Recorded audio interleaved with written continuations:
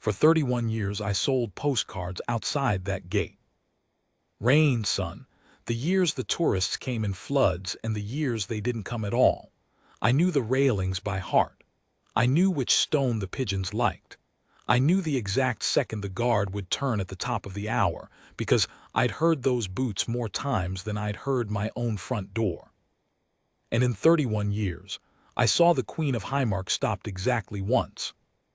Not delayed, not waved through late.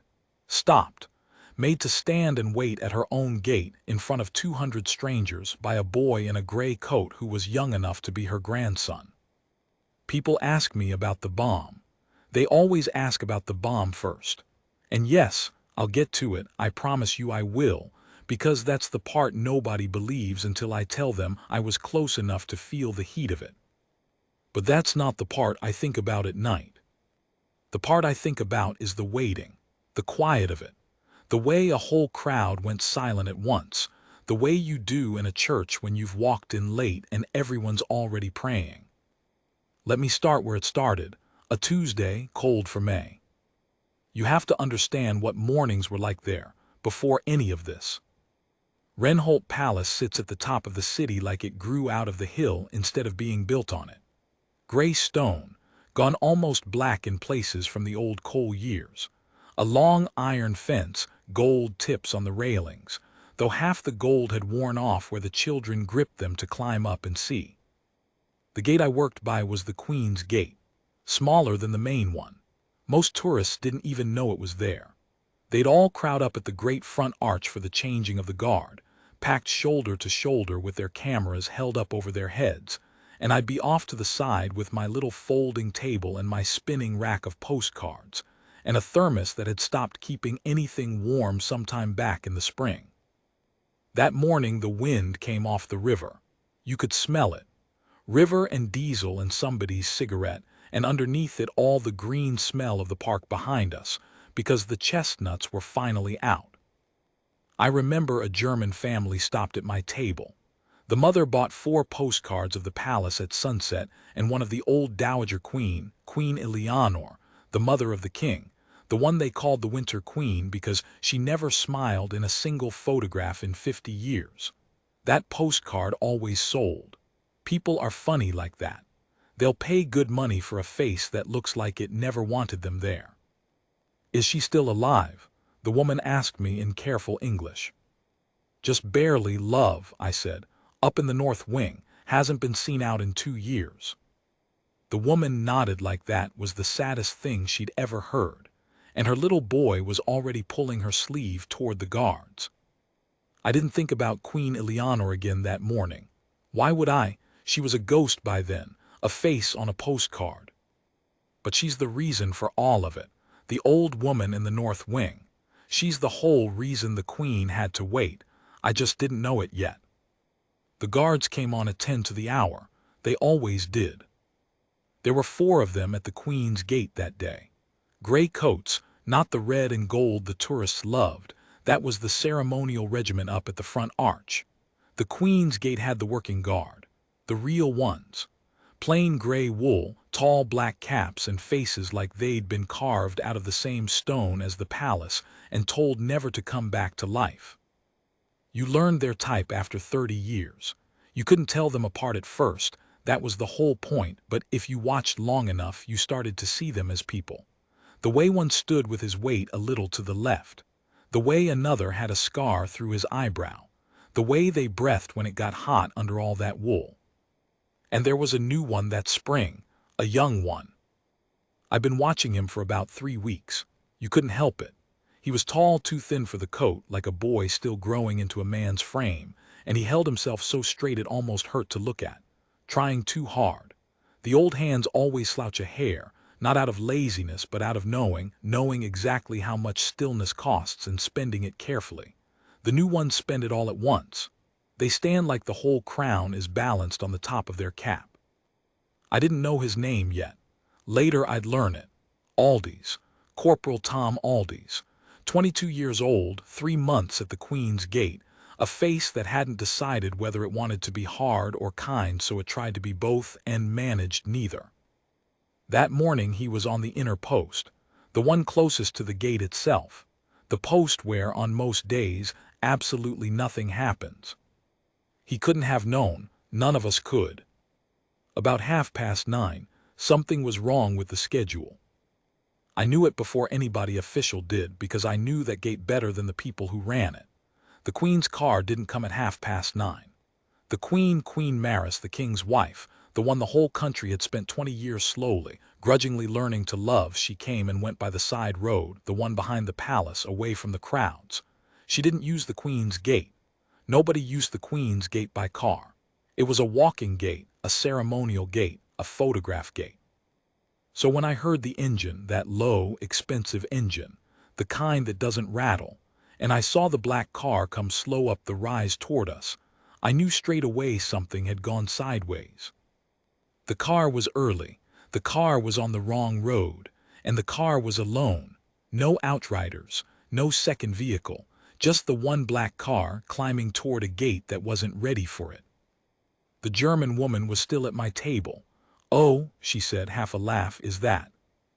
"Don't know, love," I said, but I did know. You can tell after a while, you can tell by the way the guards change. They didn't move, they're not allowed to move, but something runs through them all the same. A current. 4 men gone from stone to something with electricity in it, all without a single muscle shifting that you could put your finger on. I'd seen it maybe a dozen times in 31 years.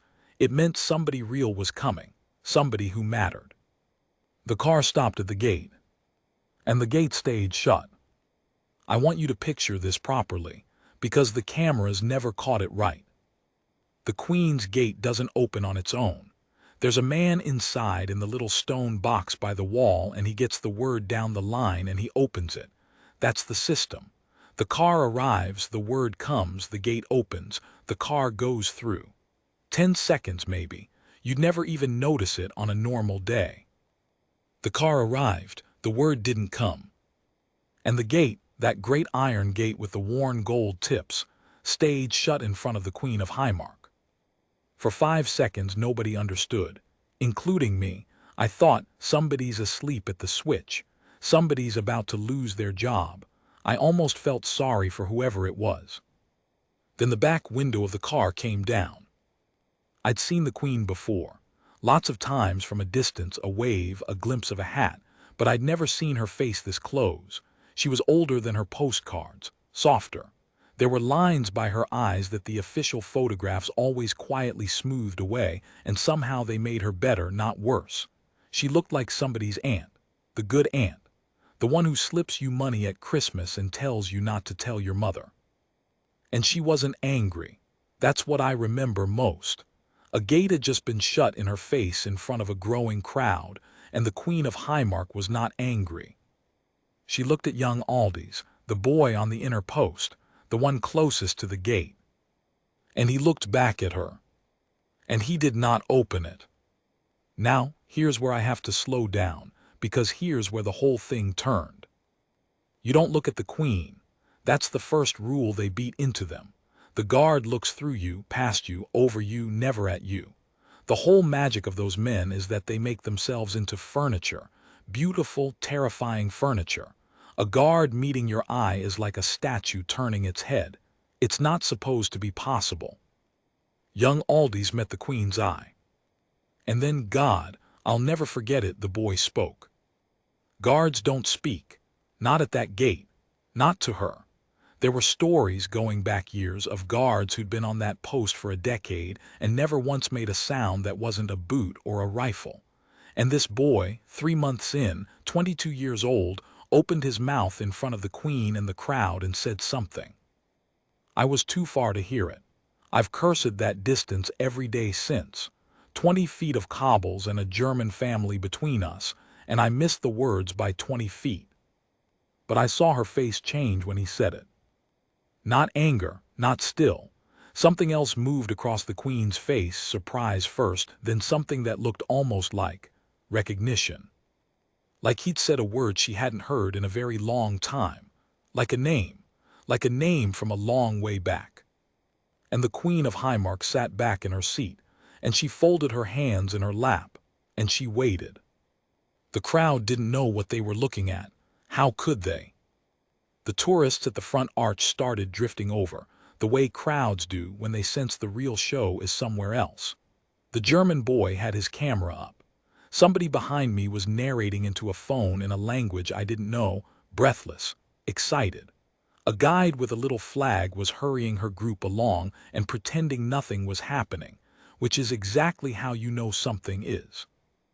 And in the middle of all of it, the Queen sat in a stopped car at a closed gate, and a boy in a gray coat stood his post, and the two of them seemed to be the only calm things in the whole square. I heard the word before I understood it. It came down the crowd in pieces. From the front, near the car, where someone was close enough to hear what was being said by the older guard now, the sergeant, the one with the scar in his eyebrow who'd come hurrying out of the stone box and stopped dead when he saw what was happening. "The old Queen's wait," somebody said. I turned. An old man beside me, a local by the look of him, flat cap, dog on a lead. He'd gone pale. "What did you say?" I asked him. "The old Queen's wait," he said again, soft, like he was afraid to say it loud. "I never thought I'd see it. My grandfather saw it, 1920-something. I thought it was a story." "Saw what?" He looked at me, and his eyes were wet, and I didn't understand why a closed gate would make an old man cry. "When the old Queen is dying," he said, "the new Queen waits. That's the law, that's the old law. As long as there's a Dowager Queen drawing breath in that palace, no Queen consort passes through the Queen's gate ahead of her shadow. You wait. You honor the one still living. The boy," he nodded at Aldis, "the boy's not refusing her. He's protecting her. He's keeping the oldest promise the crown's got." I stared at him. "Queen Eleonore," I said, "the Winter Queen. The face on my best-selling postcard, the ghost in the North Wing." The old man nodded. "She's going," he said. "If they've called the wait, then the old Queen's going, today, maybe this hour." I didn't believe him. Not all the way. It sounded like the kind of story old men tell to make the world feel deeper than it is. But I looked back at the gate, and I looked at the Queen sitting so still in her car, hands folded, eyes down, not the look of a woman who's been insulted, but the look of a woman who's been told some terrible news and is choosing in front of everyone to receive it with grace.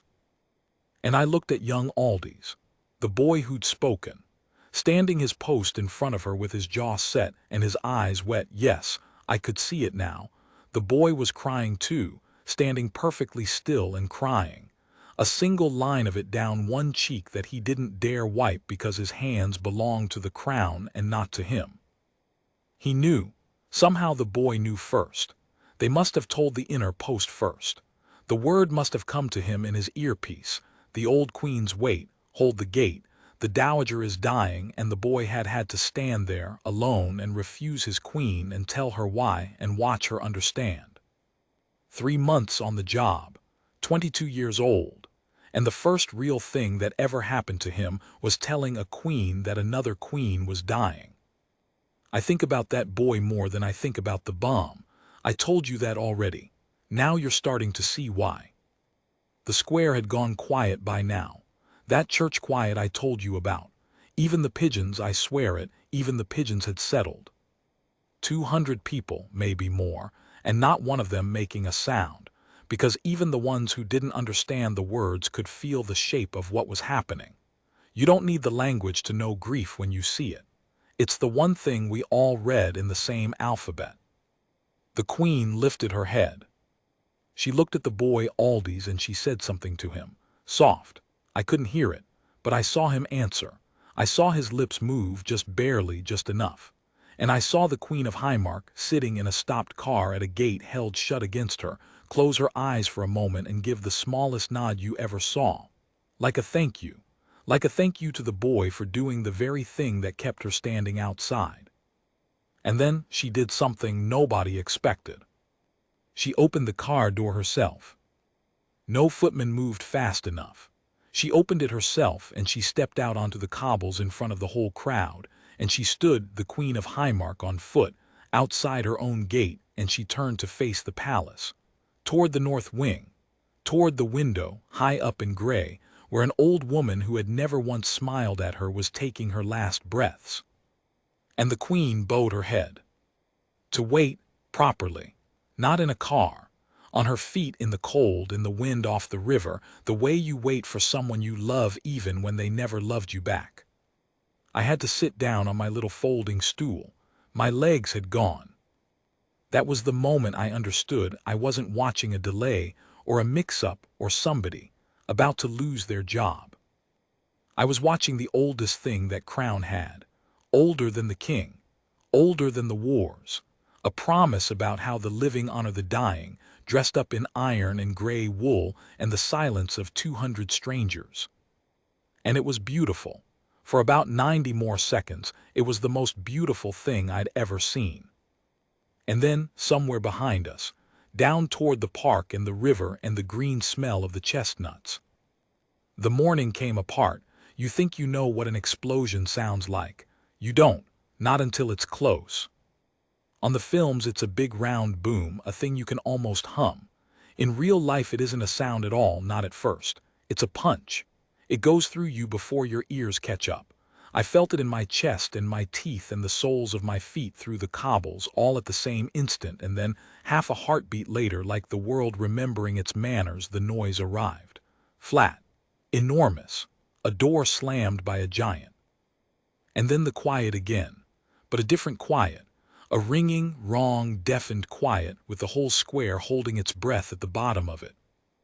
Down toward the park, a column of gray was already climbing into the sky. I didn't move for a second. I want to be honest with you about that. People always say, and then I sprang into action. No.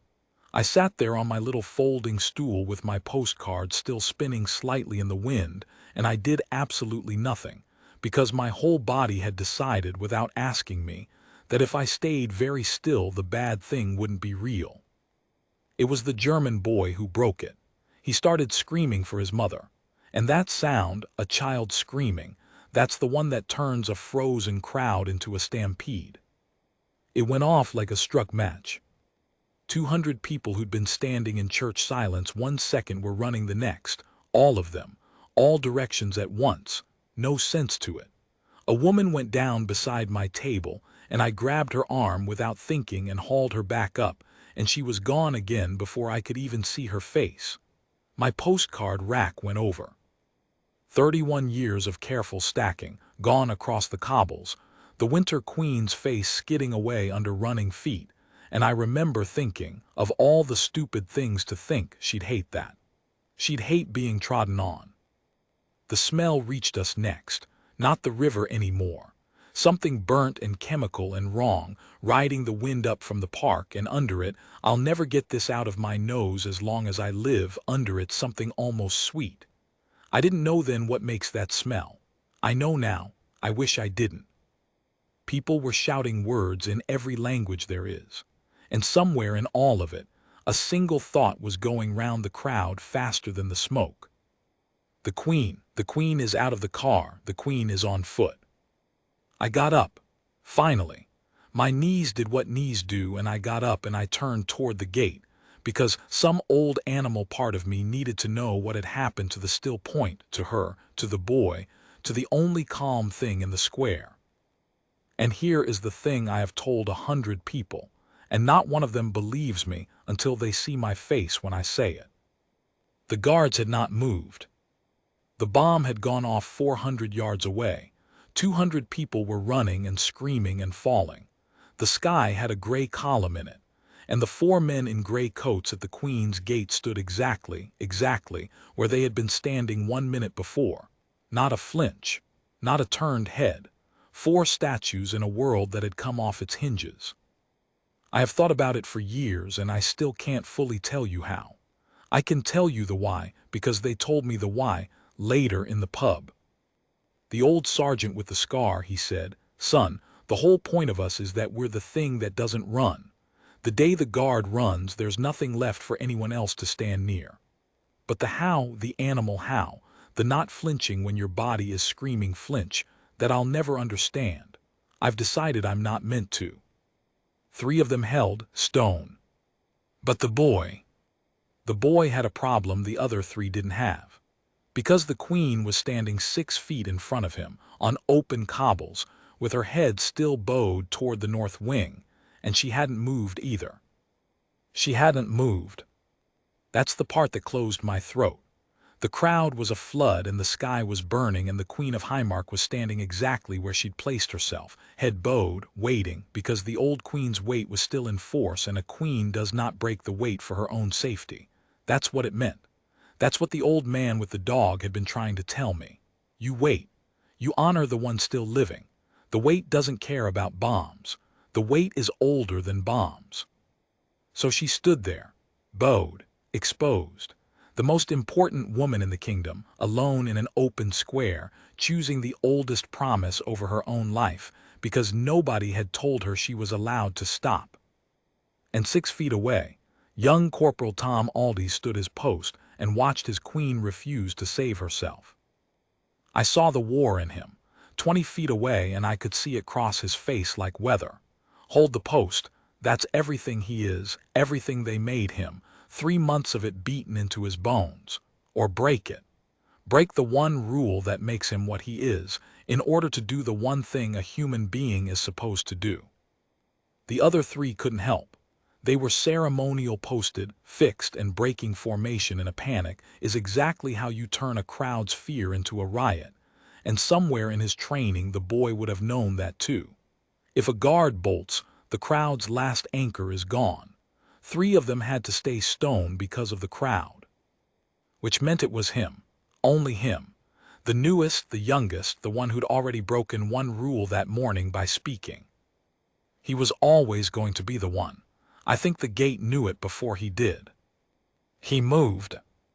I want to describe it properly because it happened fast and it deserves slow. He didn't run. Even then, even breaking, the boy didn't run.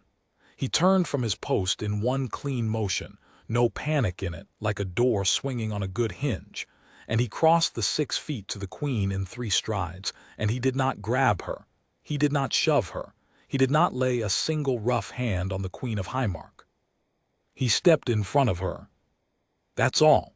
He put his own body between the queen and the smoke, between her and the running crowd, between her and whatever might come next out of that gray column in the sky. He made himself a wall, a thin, too tall, 22-year-old wall in a gray wool coat, standing where a thing might hit so that it would hit him first. And the cameras did get this one. This one went everywhere afterward. You've probably seen it without knowing what you were looking at. Then he spoke to her again. Second time that morning. Bent his head down close because she was small and he was tall, and said something right by her ear, soft, urgent. And the queen lifted her head. She looked at him. And whatever he said, I'd give a year of my life to have heard it. Whatever he said gave her the thing she needed, which was permission. He gave the queen permission to live. He must have. Because she nodded once the way she'd nodded before, and she let the boy turn her, his arm a barrier and not a grip, and she moved. The weight was broken. By him, not by her. He took it on himself. Whatever the weight cost, whatever oath got bent in that square, the boy reached up and took the weight of it off his queen and put it on his own back, so that she could be saved without being the one who chose to be saved. I didn't understand the size of that until much later. At the time I just watched a tall boy walk a small old woman toward the stone box by the wall. His coat flared out behind him like a wing. His free hand up and flat toward the crowd, back, give her room, and the crowd, even in its panic, parted for him. Because that's the other thing about the gray coats. Even running, even screaming, some old part of every one of those people still did what the gray coat told them to do. The gate opened. Now, finally, after all that, the gate opened. The man in the stone box had got the word, or made his own word, who knows, who cares, and the great iron gate with the worn gold tip swung in, and the boy walked the queen through it onto palace ground, onto safe ground, and 3 footmen and a man in a suit came running from inside to take her, and she was through. She was in. She was safe. And then the boy did the thing that I think about most of all, more than the bomb, more than the weight, more than anything I saw in 31 years at that gate. He let her go. He handed the queen to the men in suits. And then he turned around and he walked back out through the gate, into the open square, into the smoke and the screaming and the maybe there's another one. And he went back to his post. He stood back on his mark, the inner post, the one closest to the gate, the post where on most days absolutely nothing happens. He squared his shoulders and he set his jaw and he stood his post, alone in front of a burning sky while the world ran past him in both directions. Because the queen was safe, and so the job was the job again, and the job was to stand. I lost him in the smoke for a while after that. The next part I only have in pieces, because the next part was mine to live, not to watch. The smoke thickened. Word came through the crowd, a gas main, some said, a bomb, others said, nobody knew, everybody was certain. The screaming had changed into something worse, which is the low moaning hum a crowd makes when the first panic burns off and the real fear settles in, the fear that says this is not over. I did what I could, which wasn't much. I got the German woman and her boy back together, found her by her own screaming, pushed the boy at her, watched them fold into each other against the railings. I helped an old fella who'd gone down and couldn't get his breath. I righted my table, God knows why, the most useless thing a man ever did, righted a postcard table in the middle of a disaster because my hands needed a job my heart couldn't give them. And the whole time, every time the smoke thinned for a second, I looked for the gray coats. And every time, every single time they were there. 4 of them now, the boy back among them, standing the Queen's Gate in a line facing out into the worst of it while behind them the palace locked itself down tight. For men who would not run, the last fixed point in a square that had lost every other one. And I will tell you I saw people, strangers in the middle of their own terror, drift toward those 4 gray coats the way you drift toward a fire in the cold, not for help. The guards couldn't help, just to stand near a thing that wasn't afraid. Just to borrow a little of whatever it was those men had instead of fear. That's what the old sergeant meant. The day the guard runs, there's nothing left for anyone else to stand near. They didn't run, so we had something to stand near. There's a moment from those minutes I haven't told many people. A little girl 5, maybe 6, separated from whoever had her, alone in the middle of the worst of it, just standing and howling the way only a small child who's lost their grown-up can howl. Nobody could get to her. The crowd was a current and she was a stone in it and people were going round her. Not because they were cruel, but because fear makes a tunnel of your eyes and she was outside the tunnel. And one of the gray coats broke. Not the boy this time. One of the older ones, the one I'd always clocked standing his weight a little to the left. He left the line. 3 strides, same as the boy had, and he scooped the little girl up off the cobbles with one arm, tucked her against that gray wool chest, and carried her back to the line, and stood his post, with a sobbing 5-year-old held against him like she weighed nothing, his eyes still forward, his face still stone, rocking her, the smallest motion, side to side, the way you'd rock a baby without even knowing you were doing it. He held that child through the whole rest of it, stone-faced, forward-eyed, rocking. And I thought, these men aren't statues. I had it wrong for 31 years. They're not statues at all. They're the most human thing in the square. They just learned how to be human while standing perfectly still. By the time the sirens came, and they came in a wall, the whole city's worth of them at once. That rising, falling howl from every direction, the worst of the panic had broken into something the responders could work with. The gray column in the sky had stopped growing. That's the thing I clung to. It had stopped growing. Whatever had happened down by the park had happened and was not, for now, happening again. I found the old man with the dog, the one who told me about the weight. He was sitting against the railings with the dog in his lap, both of them shaking, and he looked up at me with those wet eyes, and he said the thing I've carried ever since. She lived, he said. The new queen lived. The boy gave her the weight back and she lived. What do you mean, gave it back? He took the breaking of it onto himself, the old man said. You saw, she never chose to run, he chose for her. So the weight's not broken on her name, it's broken on his. He shook his head. That boy doesn't know what he did, or maybe he does. Maybe that's worse. I didn't understand it then. I understand it now. And in part 3, when I tell you what happened to Corporal Thom Aldis after that morning, what the breaking of the weight cost him, and what the old woman in the north wing did about it before she died, you'll understand it too. Because Queen Eleonore wasn't dead yet. The Winter Queen, the face on my best-selling postcard, the woman who'd never smiled in 50 years, she was still up there in the gray window, and she'd seen the whole thing. The boy didn't know that either. She'd seen it all. They closed the square for 9 days. 9 days I didn't sell a single postcard, because there was nowhere to set my table and nobody to sell to. Just barriers and white tents and men in suits who came and went and didn't answer questions.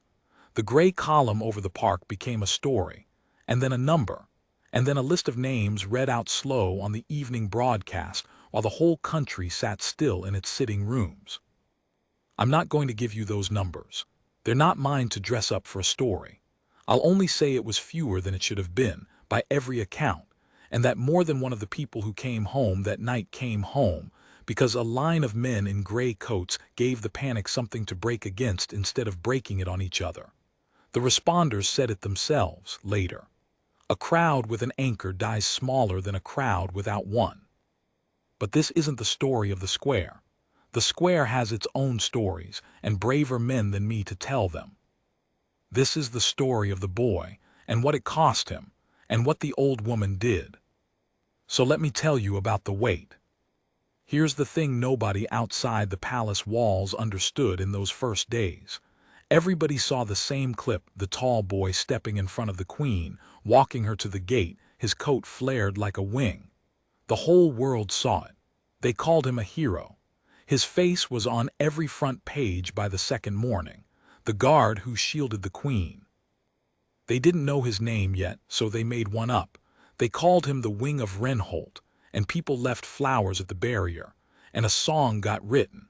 And for about a week Corporal Thom Aldis was the most loved young man in the kingdom and didn't know it, because they had him sequestered somewhere inside, away from all of it. And inside those walls, away from the flowers and the song, the boy was in the worst trouble of his life. Because he had broken the weight. You have to understand what that meant to the people who keep the old things. To the country it was a heroic rescue. To the keepers of the crown it was something far stranger and far heavier. A guard had, by his own hand, broken the oldest standing protocol the gate possessed, with the Dowager Queen still drawing breath. The weight had been called. The weight was law, and a 3-month corporal had reached up and broken it. It didn't matter that he'd done it to save a life. The weight wasn't a safety rule you could bend for a good reason. That was the whole terrible point of it. The weight was a promise that said some things come before your own survival, and the moment you break it for survival, even somebody else's survival, you've proven the promise was never real. That's what the keepers believed. That's what they'd believed for 400 years. So the boy had saved the queen's life, and in the same 3 strides, broken the one thing the gate was built to never break. And the punishment for breaking the weight, the old punishment, the one written down in a book nobody had opened in a lifetime, was that you were put out, not jailed. Worse, to a man like that. You were stripped of the gray coat and put out of the gate and told never to stand a post again. They'd unmake him, take the one thing he'd become and send him back out into the world a boy in ordinary clothes, the Wing of Wrenholt who couldn't stand a single day of guard again as long as he lived. I heard all this later in pieces from the sergeant with the scar over more than 1 pint. He told it flat, the way men tell the things that have hurt them. He said the worst of it was the boy agreed. The boy didn't fight it. The boy stood in front of the keepers and the officers and said, "Yes, sir, I broke the weight. I knew what it was and I broke it, and I'd break it again," and then went quiet and waited to be unmade. That's the part that got me, the sergeant said. He'd break it again. He knew exactly what it had cost him, and he sat there and told them he'd pay it twice. There's not one man in 100 would say that. There's not one man in 1,000 would mean it. The boy spent 4 days like that, waiting to be put out. And on the fourth day, Queen Eleonore sent for him. I told you she'd seen it all. The Winter Queen in her gray window in the north wing, 2 years since she'd last been seen out of doors. The woman who'd never smiled in 50 years of photographs. She'd been at her window that whole morning. The wait was being called for her after all. She knew she was dying. She'd asked to be moved to the window so she could watch her own gate one last time, watch the world she was leaving carry on without her. So she saw the car stop. She saw the gate hold. She saw young Marisse, her son's wife, the woman she'd never quite warmed to, 20 years of cool politeness between them. She saw Marisse step out onto the cobbles and bow her head toward the north wing. Toward her. The old woman watched the new queen choose to honor her, properly, on foot, in the cold, the way you wait for someone you love even when you've given them precious little reason to love you. And then she saw the sky come apart. And she saw the boy step in front of her son's wife and take the breaking of the weight onto his own back. She saw all of it from the window, dying. They wheeled him into the north wing on the fourth day. He told the sergeant about it after, and the sergeant told me, and I've turned it over so many times it's worn smooth. The room was almost dark. Heavy curtains, one lamp, the smell of medicine and old roses. And the Winter Queen in the bed, smaller than her postcards, the way they always are, her hands like paper on the cover. The boy stood at the foot of the bed at attention because he didn't know what else to do with his body and waited to be told he was nothing. And the old woman looked at him for a long time. And then she said, "And these are the words the sergeant gave me, and I've kept them exactly. They tell me you broke my weight." "Yes, ma'am," the boy said. "Why?" And the boy, 22, 4 days from being unmade, standing in front of a dying queen, the boy said, "Because the weight is about honoring the one who's leaving, ma'am. And I didn't think you'd want to be honored with another woman's life. I didn't think a person could die easy knowing they'd been the reason somebody stood still in front of a bomb. So I broke it to keep it. I broke the rule of the weight to keep the heart of it." The sergeant said the room was quiet for a long time after that. And then the Winter Queen, the woman who had not smiled in any photograph in 50 years, looked at the boy at the foot of her bed and smiled. She didn't have long, she knew it, so she spent some of what she had left on him. She had them bring the book, the old book, the one with the weight written in it, and she had them bring the keepers and an officer or two as witnesses, and propped up on her pillows in the lamplight, she made her last decree as Dowager Queen of Highmark. The sergeant was one of the witnesses. He said his hands shook holding the paper for her to sign. She decreed that the boy had not broken the weight. She decreed that the weight had a heart older than its rule, and that its heart was the living honor the dying, and that a queen could not be honored by a death. And that therefore any guard who broke the form of the weight to protect a life had not broken the weight at all but kept it truer than the men who'd only ever known it as a rule to stand still for.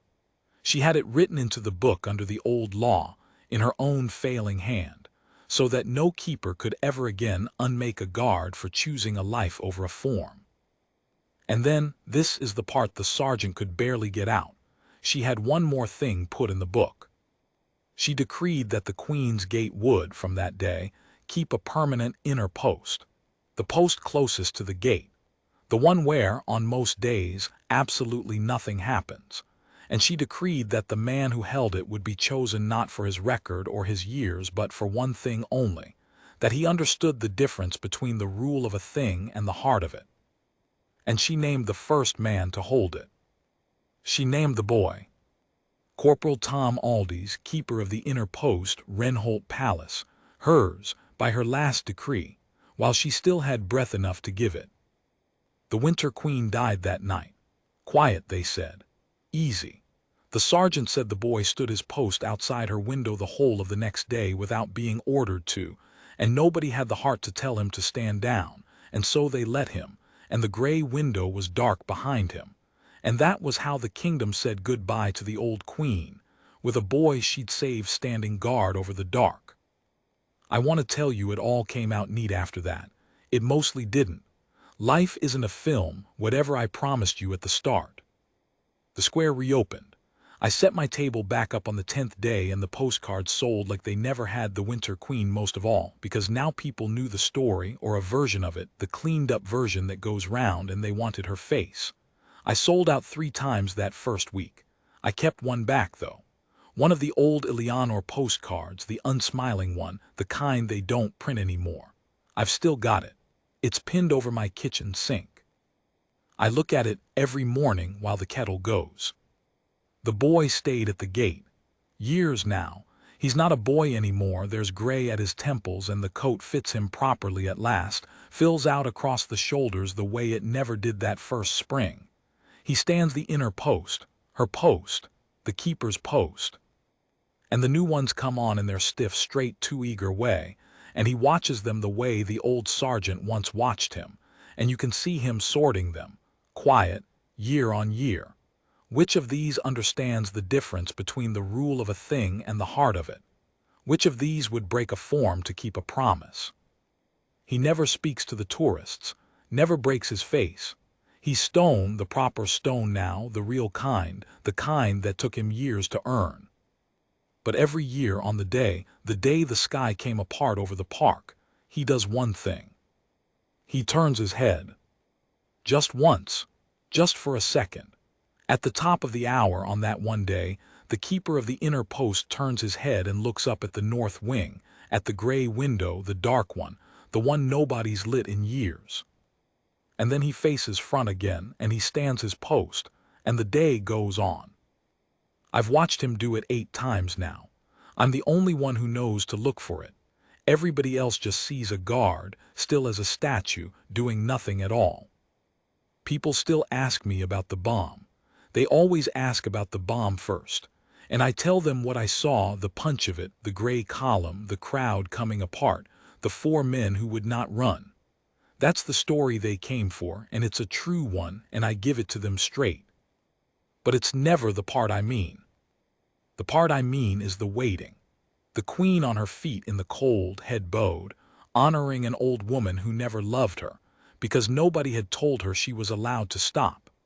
And a boy in a gray coat who broke the oldest rule, the gate, had not to save himself, never himself to save her, and then walked back out into the smoke and stood his post like the breaking had cost him nothing, when it had nearly cost him everything. We think the guards are statues. We think the whole point of them is that they feel nothing, stand still, do nothing, stone all the way through. We've got it backwards. That's what I learned that cold Tuesday in May. At a gate I'd worked for 31 years and never once understood until the sky came apart and showed me. They're not stone because they feel nothing. They're stone because they feel everything, and they stand there anyway, so the rest of us have something to stand near.